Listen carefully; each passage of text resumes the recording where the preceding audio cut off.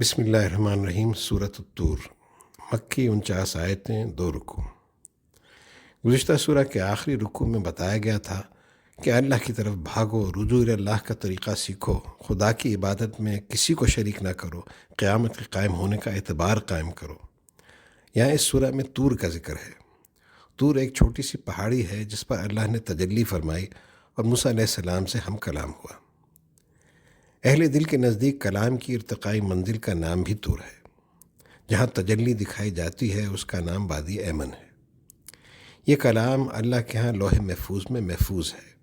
اہل عالم کے لیے نبی کریم صلی اللہ علیہ وسلم کے قلب مقدس پر اس کو نازل فرمایا گیا اور رموز و اسرار سے نوازا گیا، حق کی راہیں دکھا دی گئیں۔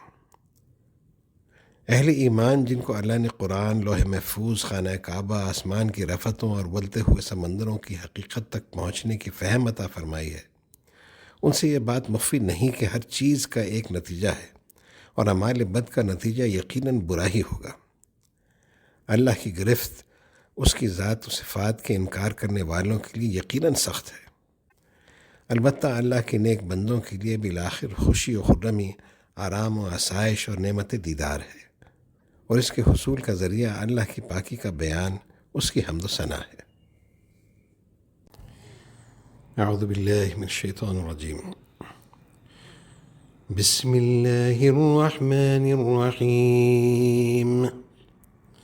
والطور وکتاب مسطور فی رق منشور والبیت المعمور والسقف المرفوع والبحر المسجور إن عذاب ربك لواقع ما له من دافع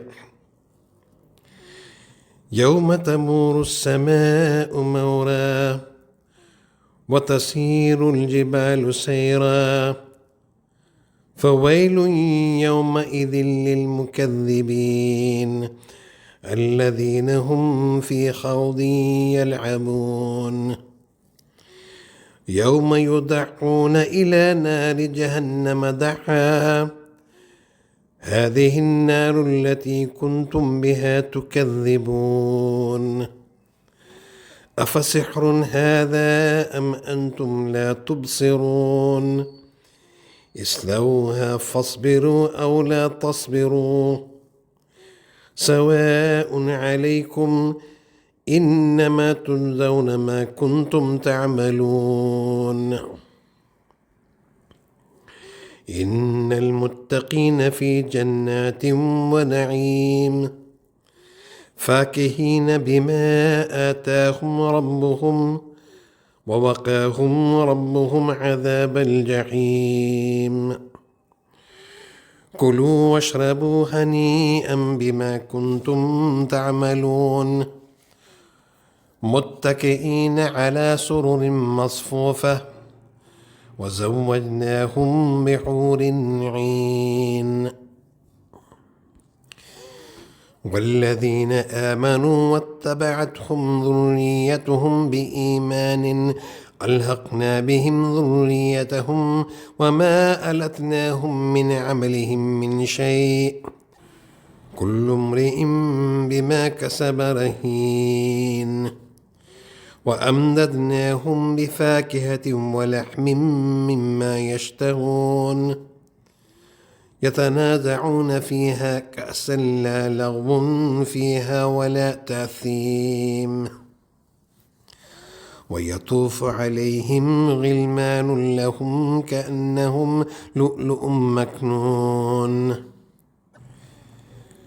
وأقبل بعضهم على بعض يتساءلون قالوا إنا كنا قبل في أهلنا مشفقين فمن الله علينا ووقانا عذاب السموم إنا كنا من قبل ندعوه إنه هو البر الرحيم۔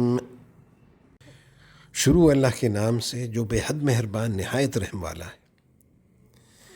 قسم ہے کوہ طور کی جس پر موسیٰ کو لذت کلام سے نوازا گیا، اور قسم ہے لکھی ہوئی کتاب کی جو کشادہ اوراق میں ہے۔ مفسرین نے اس سے لوح محفوظ، قرآن کریم، کتب سماویہ، اعمال نامہ کے احتمالات کا ذکر فرمایا۔ اور قسم ہے آباد گھر کی، خواہ دنیا کا کعبہ مراد ہو یا فرشتوں کا۔ اور قسم ہے اونچی چھت کی یعنی آسمان کی۔ اور قسم ہے ابلتے ہوئے سمندر کی، یہ پانی سے لبریز دنیا کے سمندر ہوں یا کسی دوسرے جہان کے ابلتے ہوئے دریا یا طوفانی سمندر، اللہ ہی کو علم ہے۔ قسم اس بات پر کھائی جا رہی ہے کہ بے شک آپ کے رب کا عذاب واقع ہو کر رہے گا، جس کو کوئی ٹالنے والا نہیں۔ یہ وہ دن ہوگا جس دن آسمان بری طرح لرز رہا ہوگا، اور پہاڑ اپنی جگہ چھوڑ دیں گے اور روئی کے گالوں کی طرح ادھر ادھر اڑنے لگیں گے۔ بس اس دن جھٹلانے والوں کے لیے خرابی ہے۔ اس دن ان مکذبین حق کو سزا ملے گی جو کھیل میں پڑے باتیں بناتے ہیں اور آخرت کو جھٹلاتے ہیں۔ یہ وہ دن ہوگا جس دن وہ آتش دوزخ کی طرف ڈھکیل کر لے جائے جائیں گے۔ ان سے کہا جائے گا یہی وہ آگ ہے جس کو تم جھٹلایا کرتے تھے۔ اب بولو کیا یہ جادو ہے، یا جیسے تم کو دنیا میں کچھ سوچتا نہ تھا اب بھی تم کو کچھ نہیں سوچتا؟ بس تم اس دوزخ میں چلے جاؤ۔ اب تم صبر کرو یا نہ کرو، تمہارے لیے سب برابر ہے، تم کو محض تمہارے اعمال کا بدلہ مل رہا ہے، جیسا کیا ویسا بھگتو۔ البتہ یہی تجلی کا دن متقیوں کے لیے رحمت کا دن ہوگا۔ بے شک اللہ سے ڈرنے والے جنت اور نعمتوں میں شاداں ہوں گے۔ ان کے پروردگار نے جو انہیں عطا فرمایا اس سے خوش ہوں گے، اور ان کے لیے سب سے زیادہ باعث مسرت یہ بات ہوگی کہ ان کے رب نے ان کو جہنم کے عذاب سے بچا لیا۔ ان سے کہا جائے گا اب جو تمہارا دل چاہے بڑے مزے سے کھاؤ پیو، یہ بدلہ ہے تمہارے ان کاموں کا جو تم کیا کرتے تھے۔ اور اہل جنت جنت میں نہایت عزت و شان کے ساتھ قطار سے بچھے ہوئے تختوں پر تکیہ لگائے بیٹھے ہوں گے، اور بڑی دلکش آنکھوں والی حوروں کو ہم ان کی بیویاں بنائیں گے۔ اور وہ لوگ جو ایمان لائے اور ان کی اولاد نے ایمان کے ساتھ ان کی تباہ کی، ہم جنت میں ان کی اولاد کو ان سے ملا دیں گے، اور ہم ان کے اعمال کی جزا میں کچھ کمی نہ کریں گے۔ لیکن جہاں تک کافر اولاد کا تعلق ہے، ہر شخص اپنے اعمال کی پاداش میں گرفتار ہوگا۔ اور جنت میں مہمان نوازیوں کا یہ عالم ہوگا کہ ہم اہل جنت کو دم بدم میوے، گوشت اور جو وہ چاہیں گے دیتے رہیں گے۔ شراب طہور کے جام لطف و محبت کے ساتھ ایک دوسرے سے بڑھ کر لیتے ہوں گے، وہ پاکیزہ جام جس میں نہ بکواس ہوگی اور نہ فتور عقل۔ اور ان کے ارد گرد خدمتگار لڑکے ہوں گے جن کی صفائی اور پاکیزگی کا یہ حال ہوگا گویا وہ موتی ہیں جو غلاف کے اندر رکھیں۔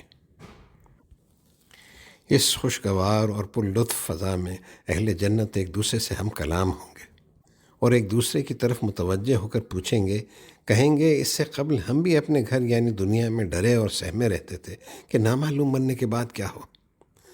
دراصل اللہ نے ہم پر بڑا احسان فرمایا اور ہم کو دوزخ کے عذاب سے بچا لیا، اس کی بھاپ تک نہ لگی۔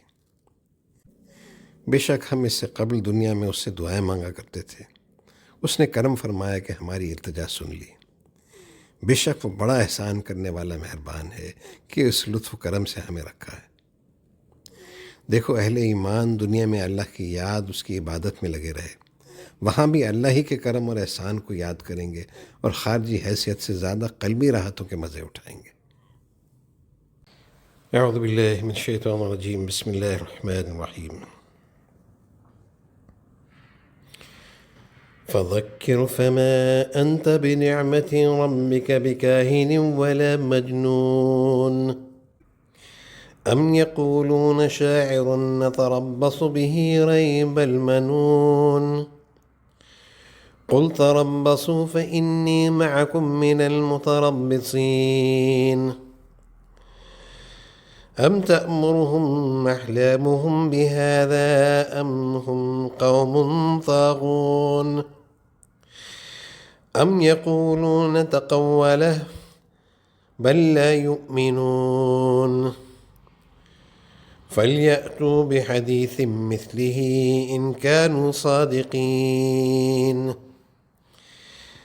أم خلقوا من غير شيء أم هم الخالقون أم خلقوا السماوات والأرض بل لا يوقنون أم عندهم خزائن ربك أم هم المسيطرون أم لهم سلم يستمعون فيه فليأت بمستمعهم بسلطان مبين أم له البنات ولكم البنون أم تسألهم أجرا فهم من مغرم مثقلون أم عندهم الغيب فهم يكتبون أم يريدون كيدا فالذين كفروا هم المكيدون أم لهم إله غير الله سبحان الله عما يشركون وإن يروا كسفا من السماء ساقطا يقولوا سحاب مركوم فذرهم حتى يلاقوا يومهم الذي فيه يصعقون يوم لا يغني عنهم كيدهم شيئا ولا هم ينصرون وإن للذين ظلموا عذابا دون ذلك ولكن أكثرهم لا يعلمون واصبر لحكم ربك فإنك بأعيننا وسبح بحمد ربك حين تقوم ومن الليل فسبحه وإدبار النجوم. دوسرا رکوع. ابھی اہل جنت کا ذکر تھا، اس نورانی فضا کا ذکر تھا جہاں اہل ایمان کو نور ایمان نے پہنچا دیا، جہاں نور رسالت کا فیضان آنکھوں سے دکھ گیا جس پر مومن بے دیکھے ایمان لایا تھا۔ لیکن لوگوں کی ایک کثیر جماعت ایسی ہوتی ہے جو حق کو نہیں مانتی۔ مکے میں بھی کفار کی کمی نہ تھی، وہ سرکار دو عالم صلی اللہ علیہ وسلم پر طرح طرح کے اتہام رکھتے، کوئی کاہن و مجنون ٹھہراتا، کوئی شاعر کہتا، کوئی کہتا کہ کتاب خود بنا لی ہے وغیرہ۔ اللہ تعالیٰ کافروں کے ہر الزام، ہر اتہام، ہر فضول تصور کی صاف اور واضح لفظوں میں نفی فرماتا ہے اور لوگوں کو ایسے عقائد فاسدہ کے وبال سے متنبہ کرتا ہے۔ ساتھ ہی حضور سرور کائنات صلی اللہ علیہ وسلم کو جو انتہائی صبر سے سب کچھ سنتے، ہر اذیت اٹھاتے، لیکن اللہ کی طرف دعوت اسلام دیتے رہتے، تسلی دیتا ہے کہ آپ اسی طرح منتظر کرم رہیں۔ آپ ہر لمحے اپنے رب کی نظروں کے سامنے ہیں۔ آپ اپنی عبادات میں بدستور صبح و شام مشغول رہیں تاکہ امت بھی اپنی صحیح و تبلیغ کے نتائج سے بے نیاز رہ کر دعوت حق میں مصروف کار رہنا آپ سے سیکھ لے اور آپ کا مقام اس پر کھلے، الطور سمجھ میں آ جائے۔ بس آپ نصیحت فرماتے رہیے، دعوت حق دیتے رہیے، لوگوں کو سمجھاتے رہیے، کیونکہ آپ اپنے پروردگار کے فضل سے نہ کاہن ہیں اور نہ مجنون، آپ تو اللہ کے رسول ہیں اور کار رسالت انجام دے رہے ہیں۔ یہ کفار اور منکرین حق تو ہر طرح کی باتیں کرتے رہتے ہیں اور کرتے رہیں گے، لیکن آپ کی صداقت پر اللہ کا کلام شاہد ہے۔ کیا یہ کفار کہتے ہیں کہ یہ شاعر ہیں اور ہم ان کے متعلق گردش زمانے کے منتظر ہیں کہ موت نے شعراء اور شعراء کے عصر کلام کو زائل کر دیا؟ یہ ان کی خام خیالی ہے۔ اے رسول، آپ فرما دیجئے کہ تم انتظار کرو اور میں بھی تمہارے ساتھ انتظار کرتا ہوں، دیکھ لینا کہ کس کا کیا انجام ہوتا ہے۔ کیا ان کی عقلیں ان کو یہی محمل باتیں سکھاتے ہیں یا یہ شریر لوگ ہیں؟ در حقیقت ان کی عقلوں کی کوتاہی اس قدر ذمہ دار نہیں جتنی کہ ان کی سرکشی و شرارت۔ کیا یہ لوگ کہتے ہیں کہ یہ رسول قرآن تو خود بنا لائے؟ حقیقت یہ ہے کہ یہ کفار ایمان ہی نہیں رکھتے۔ پھر یہ لوگ ایسا ہی کلام بنا کر لے کیوں نہیں آتے اگر یہ اپنے دعوے میں سچے ہیں؟ وہ اللہ اور اس کی قدرت سے انکار کرتے ہیں، ذرا اپنے پر تو نظر ڈالیں۔ کیا یہ بغیر کسی خالق کے خود بخود پیدا ہو گئے ہیں یا انہوں نے اپنے کو خود پیدا کیا ہے؟ کیا انہوں نے آسمانوں اور زمین کو پیدا کیا؟ یہ کوئی بات نہیں۔ در حقیقت وہ حق بات پر یقین ہی نہیں کرتے۔ کیا ان کے پاس آپ کے رب کے خزانے ہیں یا وہ ہماری خدائی کے مالک بن بیٹھے ہیں کہ اب ان کو اللہ کی پرواہ ہی نہیں رہی؟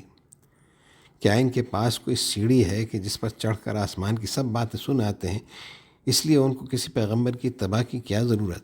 اگر یہ سچ ہے تو سن لو کہ جو کوئی ان میں سے سن آتا ہے وہ سری سند لائے، قرآن جیسا ایک جملہ ہی سنا دے۔ دراصل کفار نہ قرآن کو مانتے ہیں اور نہ رسول کو، بلکہ اللہ کے متعلق بھی ان کے کچھ کم محمل خیالات نہیں، معمولی چیزیں اللہ کی جانب اور بہترین چیزیں اپنی جانب منسوب کرتے ہیں۔ ان سے پوچھئے کہ اللہ کے ہاں تو بیٹیاں ہیں اور تمہارے ہاں بیٹے؟ کفار اس قسم کی باتیں کر کے کس کو دھوکہ دیتے ہیں؟ کیا اللہ کے سوا کوئی خالق ہو سکتا ہے؟ کیا رسول ان سے کوئی معاوضہ چاہتے ہیں جس سے وہ بھاگ رہے ہیں؟ کیا آپ ان سے کوئی معاوضہ طلب کرتے ہیں کہ تاوان کے بوجھ سے وہ دبے جاتے ہیں؟ یا ان کے پاس غیب کا علم ہے کہ اسے لکھتے جاتے ہیں اور اب اس میں کسی قسم کی غلطی کا امکان نہیں؟ یا وہ اللہ اور رسول سے کوئی چال چلنا چاہتے ہیں؟ تو کافر خود ہی اپنے دام فریب میں پھنسیں گے۔ ان کفار سے پوچھا جائے کیا ان کا اللہ کے سوا کوئی اور معبود ہے؟ یاد رکھو کہ اللہ ان کے شرک سے پاک ہے۔ اور ان کی جہالت کا تو یہ حال ہے کہ اگر یہ آسمان سے کوئی ٹکڑا گرتا ہوا دیکھیں تو یہی کہیں گے کہ یہ گہرا بادل ہے جو منجمد ہو کر گر پڑا ہے۔ بس آپ ان کو ان کے حال پر چھوڑ دیجئے، یہاں تک کہ وہ اپنے اس دن کو دیکھ لیں جس دن ان کے ہوش اڑ جائیں گے، جس روز ان کی چال بازی ان کے کچھ کام نہ آئے گی اور نہ ان کو کہیں سے مدد پہنچے گی۔ اور بے شک ظالموں کے لیے اس آفت دنیا کے علاوہ ایک عذاب اور بھی ہے، لیکن ان میں اکثر اس سے بے خبر ہیں۔ اور ان کی گستاخانہ باتوں اور دل آزارانہ رویے سے آپ غمگین نہ ہوں، اور آپ اپنے رب کے حکم کا انتظار فرمائیے۔ بہرحال آپ تو ہماری نظروں میں ہیں۔